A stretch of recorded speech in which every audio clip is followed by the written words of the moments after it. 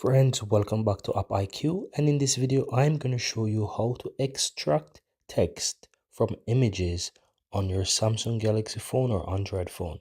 So let me go ahead and open up my gallery, and I'm going to go to screenshots, right? And I'm going to find a picture with text.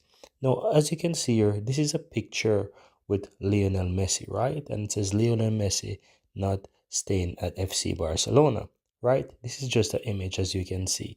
Now, in order to extract or copy that text, if you look towards the lower right hand side, you see a T and it's like a circle. If you tap on that, you will be able to extract text with that. Now, as you can see, it automatically highlight the entire text, and I can copy it and I can add it to note, or I can simply choose the part of the text that I want to copy. So if I would like to copy Lionel Messi, I can highlight that, click and copy, and I can open up notes or whatever, and I can simply copy that. So as you can see, it says add to note, so I can tap on that as well, and you will see that it opens up a note that I have on my phone, and it automatically copies the text there with ease, right? And that's how you can easily go ahead and extract text from any picture on your Samsung Galaxy or Android phone, guys.